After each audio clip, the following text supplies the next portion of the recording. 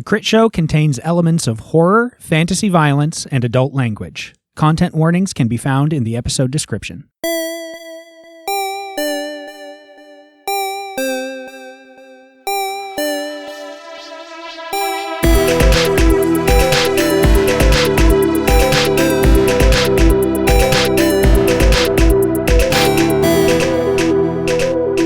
You know how they say you can't teach an old dog new tricks? I do know that they Yes. say that. Have you heard that? Yeah, because we have tried to get Tass to learn OBS for weeks, and Look, sometimes I get OBS, but I have medicine for that. And I keep it under control. Thank you. Ordinary bowel syndrome.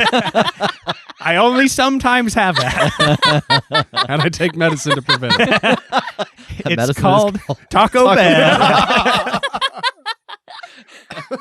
Tell us about old dogs, though.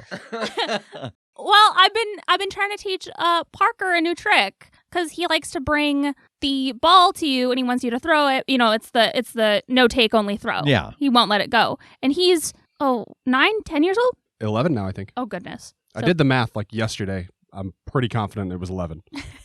So he's getting up there. He's been around the block a few times. He knows what he likes. He knows his tricks. He knows what he's into. wait, what kind of tricks are you trying to teach this He's dog? been around the block. He knows his tricks. She had him. He comes out with car keys in his mouth and he's wearing a full gimp suit. I'll see you guys later. So he does not like to give the ball. I don't want to have to get my hand bitten because when you go to take the ball, he's like, ah, rah, rah, rah, rah, and you might catch a finger in there. So I have started doing a thing where I bring my arms around and my fingertips touch each other and I make a big hoop with my arms. And sometimes I'll sit on the ground or I'll just lean forward and make a big basket. And then I say, put it in the basket. Come on, Air Bud. And he comes over and he holds the ball and he growls a little bit because he wants you to take the ball. And then he grumbles and he just like flops his head inside the basket and then drops it. And then I take it and I throw it. So I'm trying to get him to be Air Bud. Yeah. And then I'm going to make so much money. Right. Do you think that after Air Bud came out, a bunch of children's basketball teams had to rapidly rewrite the rules That the rule. so that they made sure that they accounted for the Air Bud clause? The Monday after the weekend that Air Bud came out, Everyone showed up with their dogs. every kid brought their Yeah. dog and was like, Coach, I've got a fucking idea. Coach, put him in. Put him in, Coach. There's Take nothing me in out. the rules. Take me out. We both know I'm just holding the team down. Put my dog We in. both know my dog will be so much better at basketball than I could ever be. Put me against my dog in any contest of athletics, and I will lose. I thought you were going to say, put me and my dog as the only people on the court. We can take him. Me and my dog, 1-on-1 for the last spot on the team. Me and my dog, 2v5? I don't know anything about sports.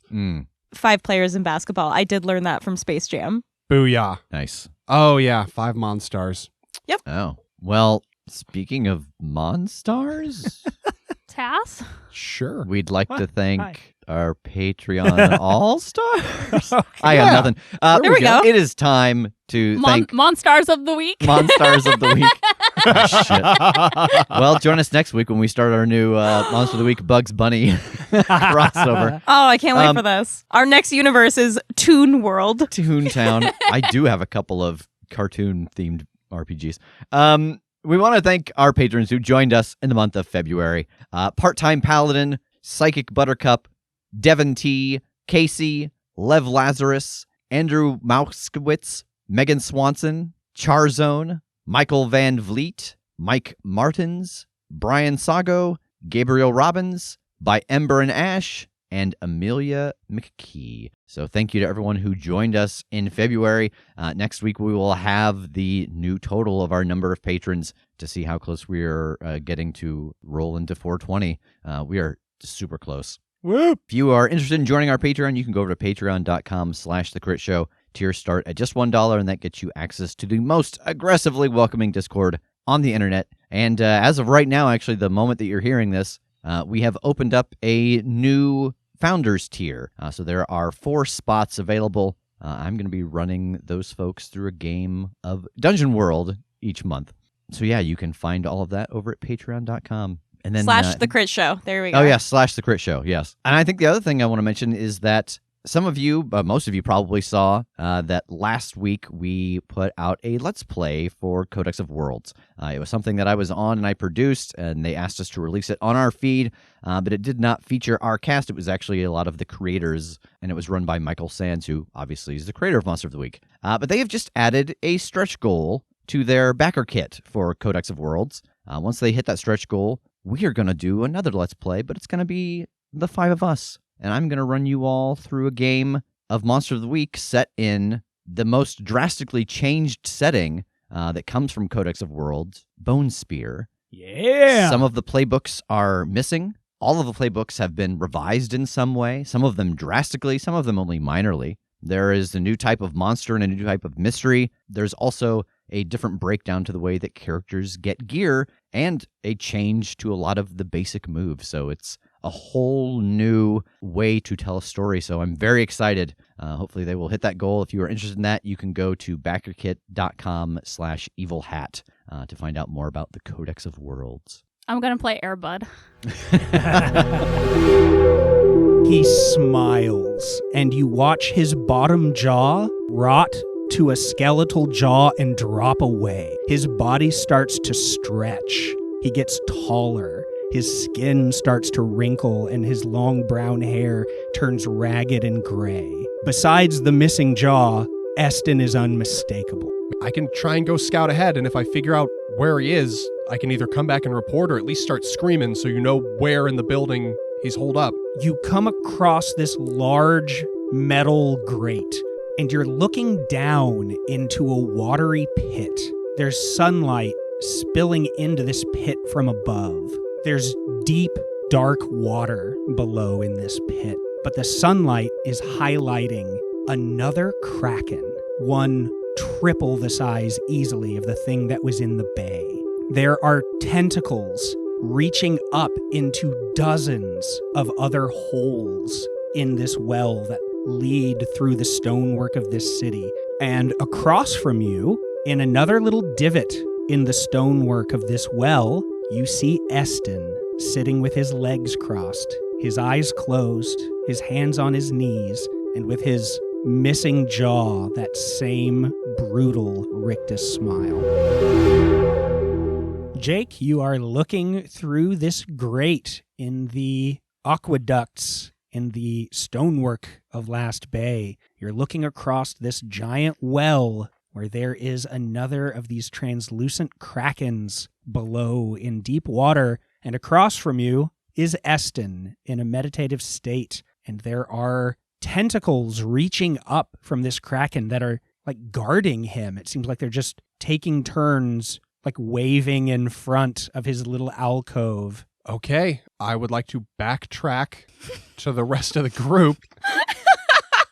This whole time, Landara, as you're on the roof waiting for action, people are just walking by on the road below, just looking up and giving you small nods and hurrying along. Mind your business. I want to backtrack and count my steps so I can try and get as precise of a measurement of how far we're going in this direction as possible. Absolutely. I don't think you need to roll anything for that. You have the thank time. God. Like, All right, once I get back to the tavern, I will go collect Landara off the roof. What happened? Come on, come down here. I want to get everybody back together and be like, okay, I think I know where we're going, but I think anybody here could feed information, so we need to get somewhere private before we talk about this. Well, where's private? Just like where there's not people? I mean, at least that. Does this bar have rooms, like, for rent? no, this is just a little pub. Let's get on the roof. Back to the roof. Landar's like, I know just the spot. You can perch moodily like Batman. Are there any, like, towers? Are there, like, bell towers around or anywhere high up that it seems like nobody would be and that maybe nothing could really reach to or be likely to reach to? A few, though, I mean, frankly, you're still on this lower tier. You're just a few crisscross stairs from your ship. Oh, yeah. How about that? Yeah, let's go back to the ship. Okay. Okay.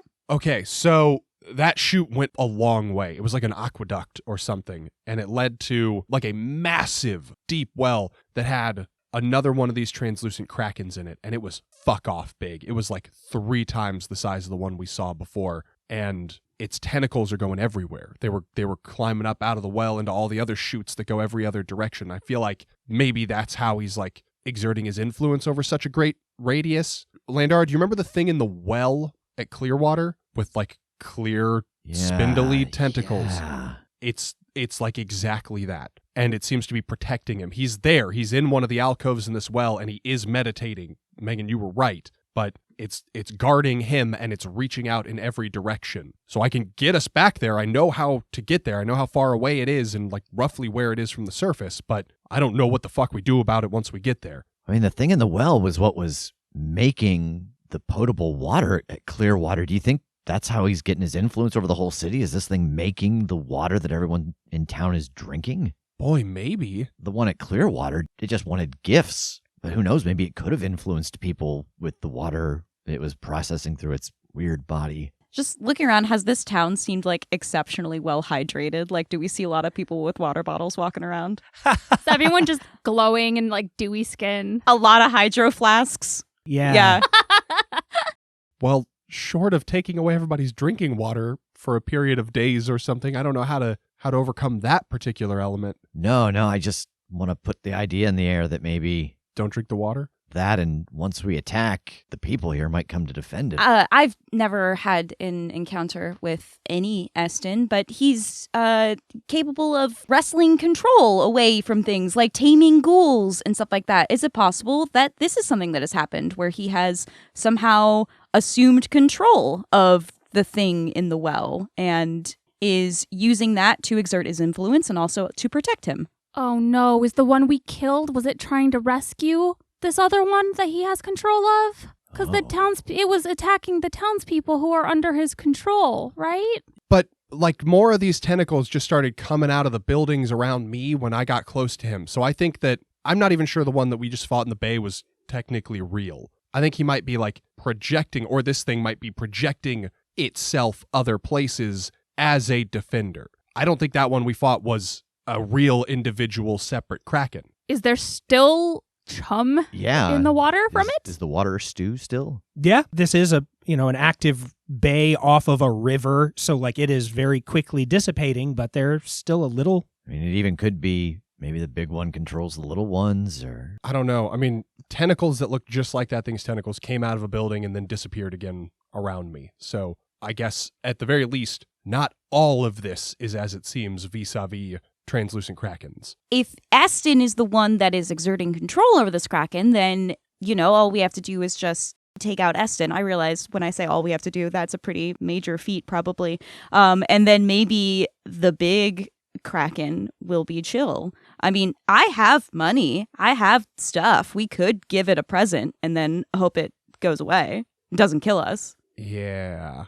You said it's protecting him, right? Yeah. So we've got to separate him. Yeah, I mean, Kim, you're probably right. He probably does have it ensnared to do his bidding. So if we can break that quick enough, then Landara, we might not have to worry about the people coming to protect it. But if we're slow and we can't break whatever control he has over it fast, then yes, it might be a situation of all these mindless folks are going to come tearing at us. yeah, because at Clearwater, they built that little oasis around the creature. I mean, maybe they did the same thing here in this town. Maybe he didn't bring it. Maybe it's part of the city. Maybe it predates him here, and he's that's just, why he's here. Yeah. How do we, I don't know, do places like this keep any kind of, no one seems to be able to talk to us about what actually is going on. Is there like a library where they're like, oh yeah, we got this thing that makes water for us? Or I mean, this is one of the circles, right? This is a place where Nash is drawing power from. So it may be that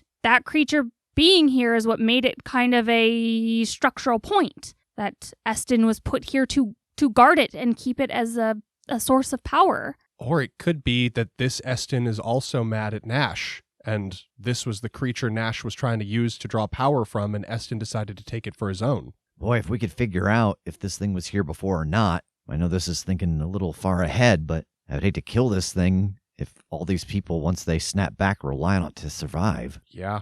I mean, let's go look for a library or something. I don't know how well maintained those are in a pirate town. Yeah. But I mean, if they've got like aqueducts, surely there must be yeah, weirdly, record of construction or something like, oh yeah, and we had to build it around this giant ass water monster. I wonder how aware the townspeople are of the influence they're under. Do you think if we talk to them and ask them questions, some part of them would be able to think of the answers? I might be able to sense that. Obviously, the things they say to us directly will be influenced by whatever control they're under, but if I can push past that psychically, we might be able to learn some things. maybe. I mean, I was trying to talk to a lot of the folks on the docks, and they absolutely could not give a straight answer, but I couldn't discern, like, to what extent that was taking over their brains, so I can't hurt. Well, unless they then narc on us. Maybe it's buried somewhere and that they're still there. I mean, God, part of me hopes not, that they're not aware of everything that's happening and the control that they've lost, but it might be worth a shot. Otherwise, I seem to be getting a good sense of what's happening in this land or what has happened just by experiencing it for the first time. So maybe if we can get eyes on this thing, I could get some sort of idea. That much we can definitely do. I can get us to a spot where we can look down in and you can see what I'm talking about. Great. Let's start there. If I'm not able to get something, maybe we can risk talking to people. Okay, follow me. All right, so trying to retrace your steps on the surface and make your way up to the third tier? Yep. No problem. So as you make your way, of course, there are still a few people down here on the first tier by the docks. It seems like there's a few people out, like, cleaning up the mess from the attack. A few people give you little waves and smiles that recognize that you had helped them. You're able to make your way up to a large entryway, a gate that leads to the second tier, and it is fully open. There aren't exactly guards there, but some people like posted there that just are sitting around talking, drinking, and give you smiles and friendly waves as you go. The second tier seems to be more of a market type area, but it is almost deserted. You know that the scope of this city is for many, many, many thousands of people, and it seems like there are maybe a couple thousand total left in this whole city. So this whole tier is like almost a ghost town with the exception of a couple of people kind of walking here and there. But when you make it to the gate leading to the third tier, you hear a lot more people. Up here, it seems to be a lot more housing, and as Jake is leading you kind of in the general direction of where he thinks this well could possibly be, you make it to a large crossroads, and you can definitely see a ton of people making their way up and down this strip that is full of like food carts and little businesses, people selling fun trinkets and toys and things. It's much, much busier. You have come up what is just called Main Street that leads all the way down through the tiers of the city. You are at the crossroad to Copeland Road. Oh. He said don't go down. Can we cross it? I have no idea. Which way do I think we need to go to get where we need to be? Is it down Copeland Road? Absolutely. You would think a left turn here would lead you maybe 2 or 3 total blocks to where you're pretty sure that well is. And then you notice a distinct lack of people if you were to turn right, like it just turns into a ghost town down that stretch of road. Unfortunately, where we need to be is right down there, where all of the people are and where we're not supposed to go. I mean, maybe the don't turn down Copeland Road was more of just a, like, that would be smart because there's a scary thing down Copeland Road, not like, turning down Copeland Road is fatal or cursed in some aspect. Like, we have to do this, right?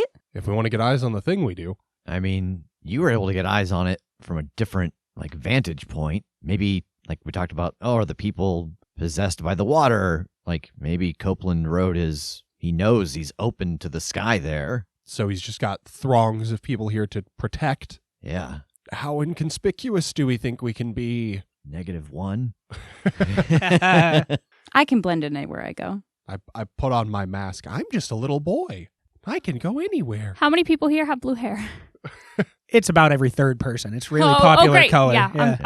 I'm fine then. Looking down at the people milling around, does anything seem unusual about their patterns? Are they actually accomplishing things, or are they just moving around and then moving back and then doing the same thing over and over again? Are they just doing NPC idle animations? One person keeps walking by us and going, well met. Well met. Let me guess. Somebody stole your sweet roll? Do you get to the Cloud District often? It's like, oh, I'm going to fucking kill that one. I think if you just kind of chill and watch for a few minutes, it seems like people are really going about their business, but this is the party stretch. Like there are some much nicer, you'd call it a tavern instead of a pub, and little restaurants and stuff, as well as all the food carts and small businesses. So people are coming and going, laughing, talking. Some people are leaving the road, like they're heading off into the higher or lower tiers, and then others are filtering up. It just certainly seems like the place to be. And as all these people come and go, does the number of people seem to stay about the same that are present? It does seem about like that. Absolutely. Yeah, so I think that after we've watched this a while, everybody's moving around. There are people coming and going, but the number of people in that area is staying consistent as a group of 7 go, a group of 3, and a group of 4 show up. What does that mean? I don't know, maybe that there's just that many, like I can really manipulate 40 people at a time or something. And so I've always got 40 people directly above where I know there's an opening to me. I think we can make our way over there, and as long as all we're trying to do is lay eyes on the thing, we might not draw any fire. Like maybe they won't be triggered unless we tried to get in there or do harm, but if all we do is walk up and look like it seems anybody can theoretically do, maybe it's okay. But like the guy who gets vision said, don't turn down Copeland Road, right? Yes, like you've never had to do something you weren't supposed to do. No, I know, but someone I had a vision. But visions aren't certain. Visions aren't guaranteed. It's kind of like this thing will happen if all of these things line up. We can change the future. Nothing is set in stone. So That's true. as long as we are careful, yes, it seems like based on that vision, it's a very dangerous situation. But that's kind of how we live. So we just kind of have to be careful and be ready to run at a moment's notice. Really, I think that's it. If this is what you guys want to do, I will totally go along. But like there wasn't a vision of like, if you turn down this thing will happen. It was just, don't do this. If there was a distinct reason for us to not go down this road under no circumstances, maybe he would have told us that, right? Wait, didn't he? He just said, don't turn down Copeland Road, but he didn't say, if you do, you're going to spontaneously combust. Listen. I got nothing except what I came into this world with, and visions from a stranger. Listen, I've had a lot of visions of bad things that didn't end up happening, and we usually had to at least go a little bit down the route of the bad thing happening in order to prevent the ultimate thing from occurring. So I understand your caution. It's very wise, but I do think we need to walk down this road. And I would feel a lot better if there was a complete vision. If he was like, if you went down Copeland Road, then you're going to explode. But there wasn't a vision. It was just, hey, don't do this thing. Clearly, he's not as experienced of a seer as I normally am. You are not wrong. And this is not a good idea. And there have been times that we have tried to only make good decisions. And you know what we got done? Fucking nothing. So sometimes we got to make bad decisions so that we can make progress so that we can get to the good decision. Can I spend another bond with Landara to... This is incredible. Can I spend my last bond with Landara already? Please do. I think that explanation, because I remember how we got Grandpa Tincher out of isolation, that it was not the plan that we came up with. It was Jake falling from the sky and teleporting away at the last second and then using that as a recall point later. So, yeah, all right. Also, I'm really curious about what's going on down there. I have a thought I want to run by you on. I don't know if it's a better idea or a worse idea. You said, Landara, that there's the same number of people here constantly, right? Yeah. So what if the alarm trips when there's not the same number of people? What if we need to basically snag someone and tag somebody in at the same time? Oh, like snatch 4 people as they're getting ready to go in. Yes, remove them as we put ourselves in, thus not triggering. Or it could trigger when the specific people are not there anymore, and that also could worry me. But you said that they're rotating out. It's not the same people all the time. I will give you this. That makes me feel a little better, because at least it was like, well, we had this wild theory of a number. It didn't pan out, but at least we tried something other than just turning down Copeland Road. Okay, well, let's see if we can't watch for like 4 people that get too close to the edges and just one of us yoink one of them and another person step in, and then we stay balanced. Then maybe we can sneak in here. All right. I am not going to be ideal for the yoinking. Small hands. Yeah, but you're grabby. I can get a tail around a neck. It's like, is there a child here? Hopefully this isn't by like gross weight. Yeah. Do we have to find like our approximate doppelganger? Yeah. It's like the sandbag in the idol. All right, so posting up and trying to wait for this opportunity? Yeah, 4 opportunities, I suppose. And you want to do this all at once, like a group of 4, so that you can try to scoop out and then go in, right? I wouldn't think necessarily we got to get all 4 at once, as long as we are pulling one and subbing in a different person simultaneously each time. Yeah, I'll go first in case something goes on. Unless something happens, then maybe I can make it to the well quickly. What about like 2 and 2? That way you just vanish. You aren't alone. That's a good idea. Smart. I'll go with Megan. All right, so then we'll start with Kim and Megan looking for a pair to come in. One of you roll me just 1d6. 1. Fantastic. It only takes about an hour Oh my gosh. to find a good opportunity. And you being who you are able to snatch these people easily without a fight. Describe what you do. Tell me what we see. You being who You you being are, who you famed are. kidnapper. Famous abductor. It's abductress, actually. Yeah. Okay. People don't even have stat blocks. Yeah, yeah.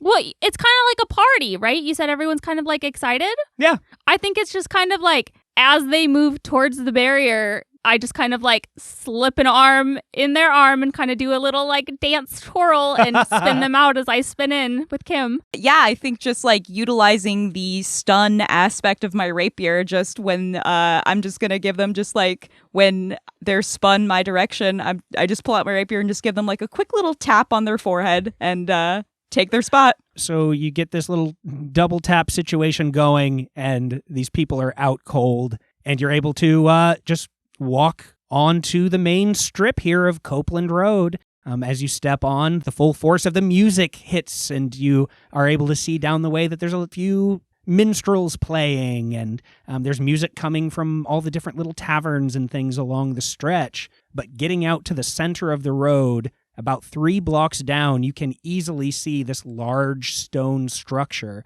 that is this very artistic well that takes up most of the center of a street. It's actually at a crossroads itself. Is there anyone around it? You can actually see that there are several like pulley systems set up along the sides and these really cool little alcoves that are built into the side. And people are just walking up casually and bringing up water, and they have these cool mugs that they scoop out some water and walk off and just are talking and sipping, and some people are just leaning against it and smoking and chatting away, and nobody's really like posted up per se, but people are just hanging out around it, around the strip, around the little areas where buskers are doing their thing and so on. Yeah, I slip my arm around Kim's waist and I whisper to her, laugh like I'm saying something really funny. And then just kind of like walk with her and lead her up to the well. Okay, you make your way along this strip, and certainly a lot of people notice you because it seems like everyone's having a great time. They're waving at you. There are people trying to sell things to you. And as you approach, like the well's maybe 4 feet and big wide stone lip with these little alcoves built in so that you don't have to, even like little kids could come over to the little alcoves built along the sides to use the pulleys. But you get up to it, no problem. I was going to say we take a selfie here. What did our phones turn into in this world? Because they were like flashlights last time. We kind of had like access to them as phones, but they didn't work the same way. Just turned into rectangular rocks. I was like, what all does a cell phone do? It's a map with a torch on it. So the map is on fire. It's like a lantern that's also attached to one of those old-timey cameras. There's a weird little symbol on it you can touch, and it'll tell you what song it is playing in the background. It's really great. Yeah, I'm just talking to Kim and just really nonchalant. what we're having for dinner as I like lean over the edge to try and get a look inside this well. I am just still right next to Megan, my arm around her, laughing, smiling, trying to appear not at all anxious about what might happen next. I think, Megan, give me a size up. Kim, I'll get to you in a moment. Sure. 9. All right, you get a hold 1, or you can stick your nose somewhere you shouldn't to get an extra. Don't do that! Hard to argue that you're not. Already doing that. I guess what strange secrets lie just beneath the surface? I think you are able to look over the edge here and instantly get an idea of what's going on as someone that uses mental effects yourself. You look down and you see this deep well of beautiful crystal clear water and none of the things that Jake had described. And you realize, oh yeah, there's illusion shit. You know what a mentalist can do, that there is some effect going on to not let people see what's actually down here. But you know what to look for. You understand how this stuff works. So I think you're able to kind of like tug Kim along and like get different angles and focus to kind of break through, like almost use your willpower to look through this illusion. And so after a minute or two, you're able to pierce it and see this thing far below. It's much darker. The water is much, much further away than what it seemed in the illusion. But you see the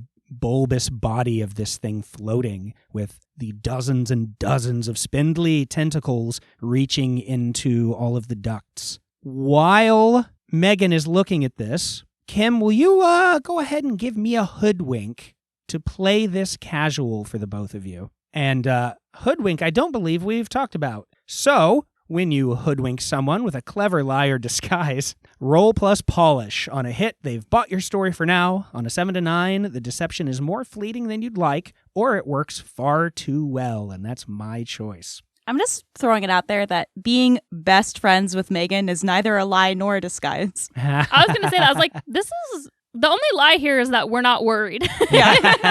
We're legitimately talking about what we're going to do later and what we're going to have for dinner. Yeah.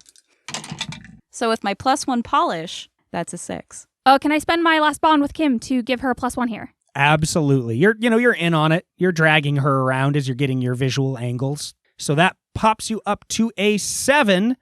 And, nobody's accosting you. Nobody's really giving you any more than just the general friendly waves or acknowledgments as you all kind of scoot around and get comfy over here.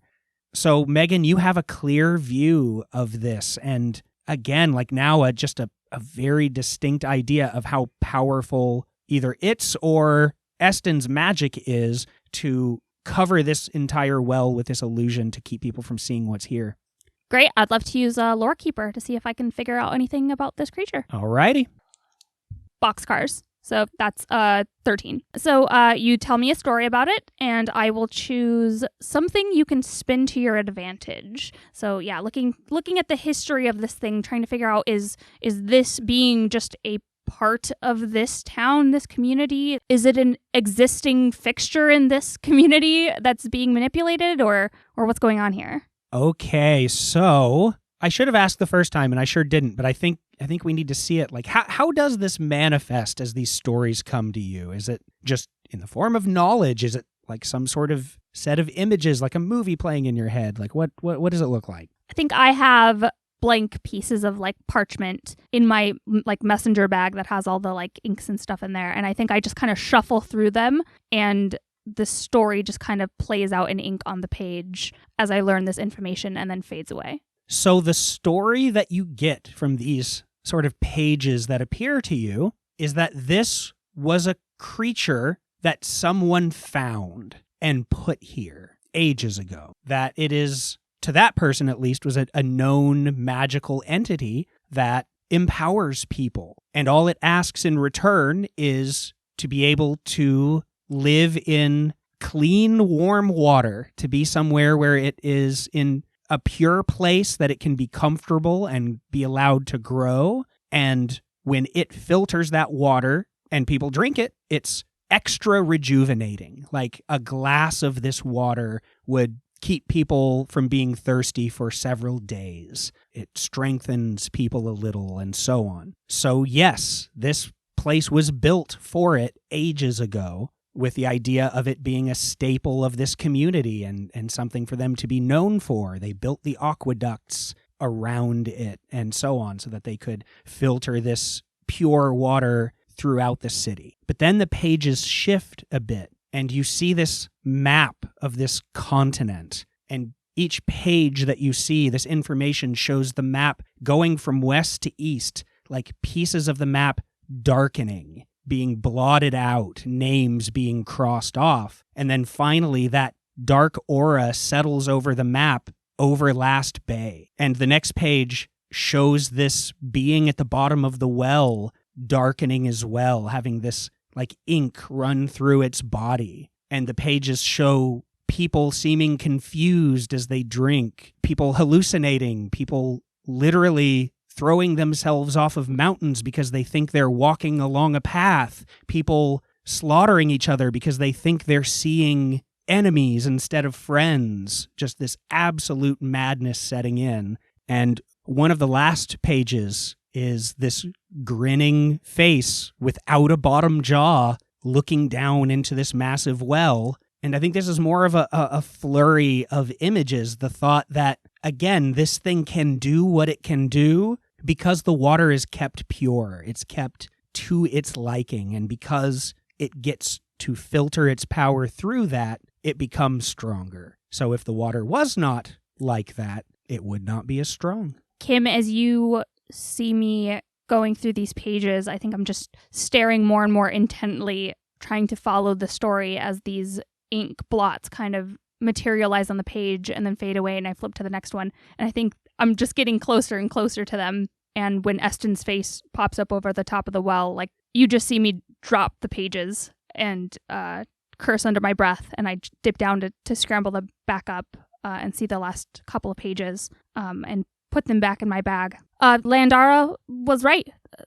This is a being that has been here for a long time and is being used and corrupted. I think still trying to maintain our ruse, I just sort of laugh and go, great. Do you see everything you need to, babe? I see some jewelry over there that looks really cute. I'd like to take a look at. I just nod my head a bunch and follow you. All right. Are you just moving away from the well, or are you getting off of the road? Yeah, I mean, I think we've seen everything that we need to, so I'm going to try to lead Megan off of this road, preferably back towards our friends. Except, you know, like trying not to make it seem like we're just immediately bolting and running away off of this road. Like, keep our carousing. Yeah, no problem. You get around the corner and reunite. Yeah, I think like as they come around the corner, Jake and Landara let go of the other two people that we were like keeping in a conversation. Just shove them back in. Yeah. Go, get in there. I love it. Okay. I mean, go have fun, you crazy kids.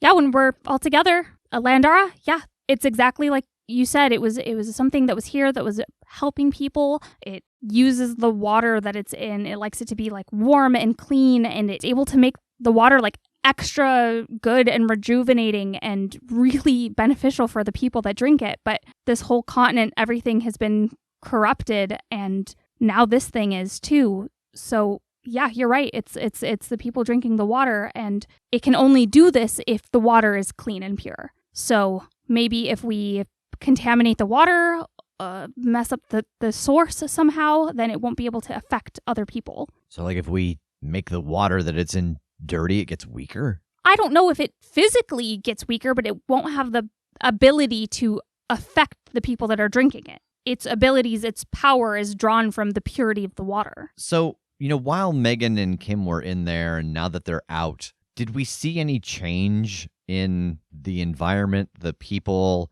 Like, is everything still cool on Copeland Road? I love the question. Let's see a size up. 9. All right, you get one hold. I'd love to help, but unfortunately I've spent all of our bond manipulating you into making that decision. I think it's just what here is useful to me or my crew. Like, I'm scared of Copeland Road. Is there a reason to be? So I think maybe this is something that you noticed while they were on the street and just didn't change since they've come back. Initially, you were like tracking these normal people and like their comings and goings and the numbers and that kind of thing, and you got a good idea there. But now with this idea of like the danger that could be outside of that and like what could have tracked them and so on. What's very difficult to notice the first time around were the intense amount of kids that are hidden. Like just dead ass, like a Where's Waldo spread of like just a tiny little head with the eyes kind of looking out from a window, like behind some shades, or a very dark shadow that just looks like a bunch of burlap sacks, but you see an eye poking out of one and so on. And what you are tracking is that they're just sort of keeping tabs. I think that the gist that you're getting is they're looking for something that seems out of place, but maybe don't know specifics of who or what to look for. And that hasn't changed since the girls got back. There are kids here. You said Eston was a bunch of kids, but I haven't seen any other kids. There's a bunch of kids here, like hiding in windows and in potato sacks and shit. But doing what? Like, it seems like they're just watching to see, like, if anything seems suspicious. But it's like they don't exactly know what, just anything. All right, well, let's get out of here real cool and cash then. Oh, right, because, like, we know what Eston looks like, but he doesn't know because it's not the same. Oh, fuck, this is weird. I was thinking, like, oh, he's going to recognize us, but he's not because this Eston doesn't know us. While Landara is, like, visibly Charlie boarding, I'm, like, putting an arm around her, or I'm grabbing her hand because I forgot I'm a child, and just walking, yeah, good one, trying to walk away from Copeland Road. As Jake starts to do that, I go walk over in front of him. If there are no children around, maybe you're standing out a little more than you were hoping you would, blending in as a child. Oh, right. And you're the only person that's actually interacted with this world's Eston, or at least a child version. You might be better off as a monkey. Oh, God, yeah. Unless you got another mask in there that looks like those children. Who's wearing a big coat? Are any of you wearing a big coat? I've got a capelet that would be like a long cloak on you. Yeah, I also have a little cape. I just scramble up onto Megan's back under the capelet and hold on very tight and just hide. Yes. Like a backpack. All right, so where are you going? I mean, one level down is basically a ghost town, right? Yeah.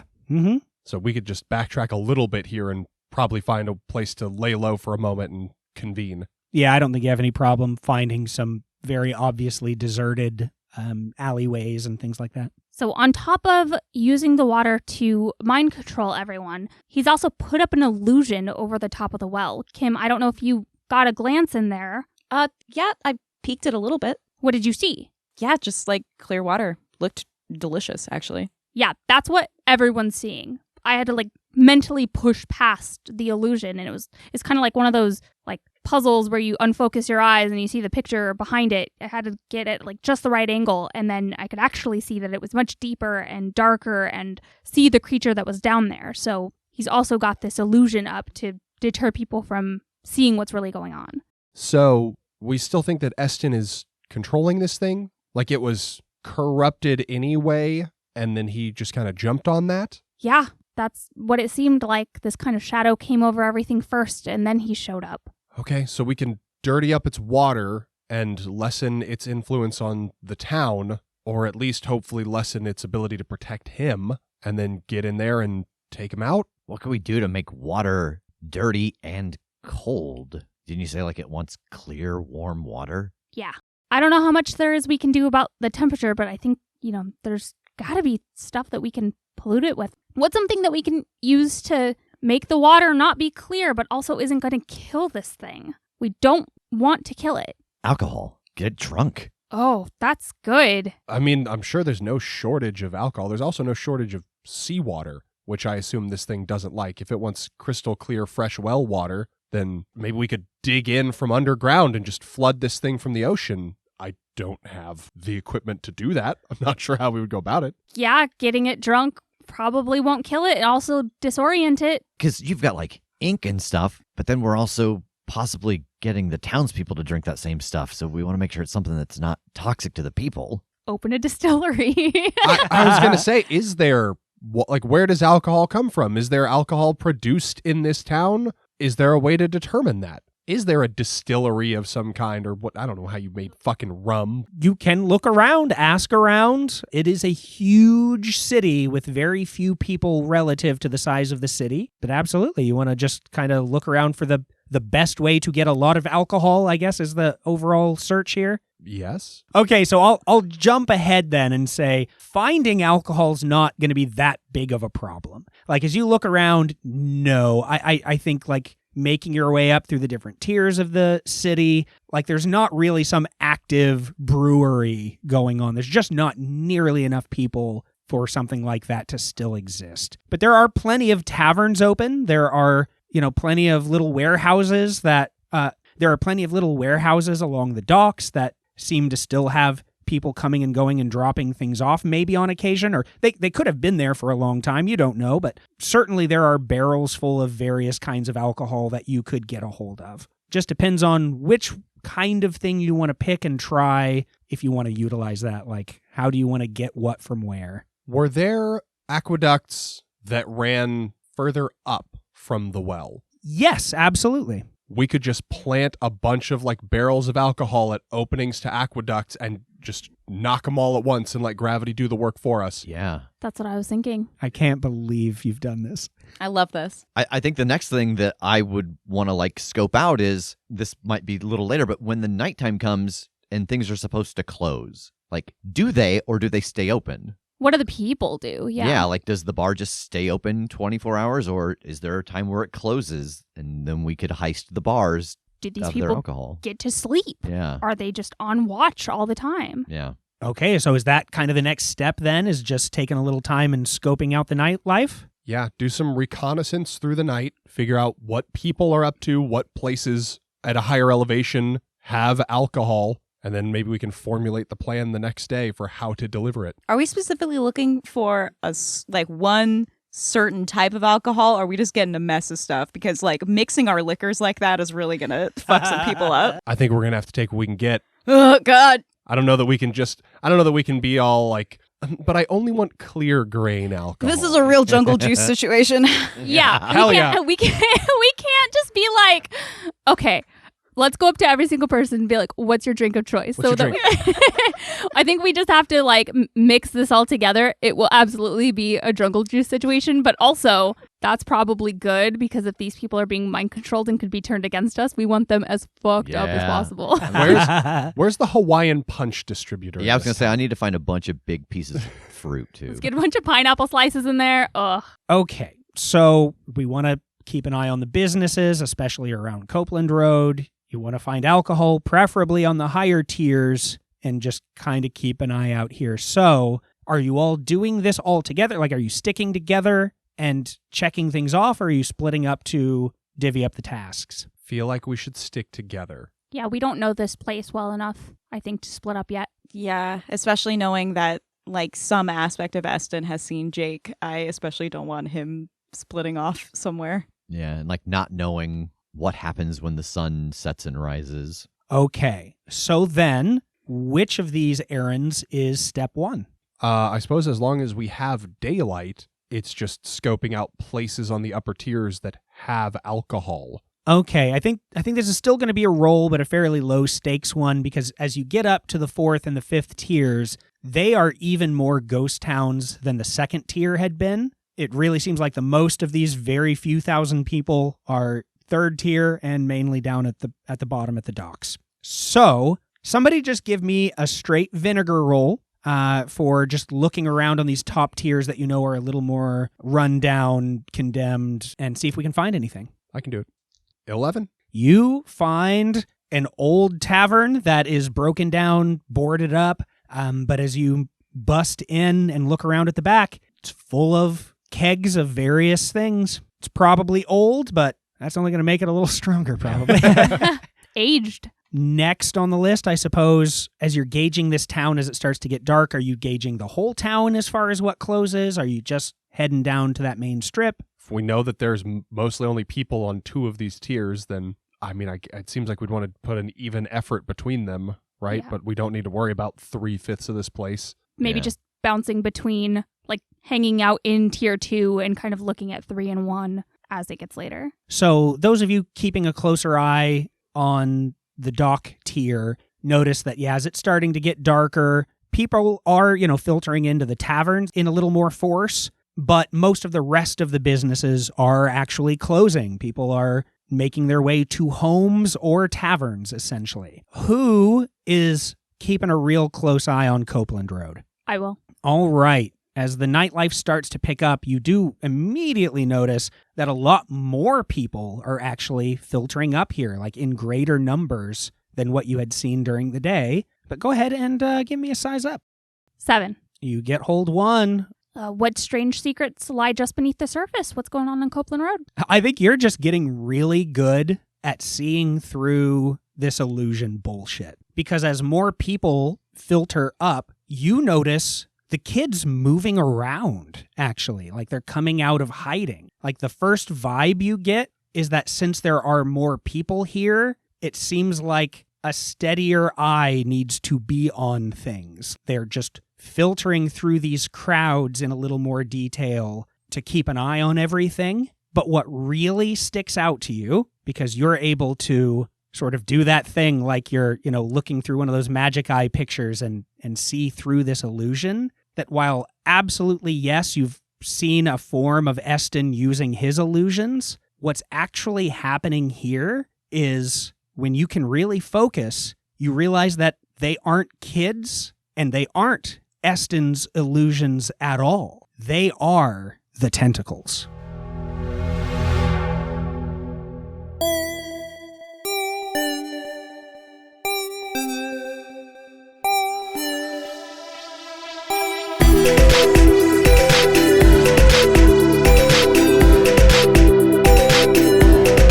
The Critshow is a Critshow Studios production, edited and produced by Brandon Wentz with music by Jake Purley. You can find more information about us at thecritshowpodcast.com. To keep up to date with upcoming live shows, contests, and other special events, follow us at The Crit Show on Facebook, Instagram, and Twitter. For even more weekly content, join us at patreon.com/thecritShow.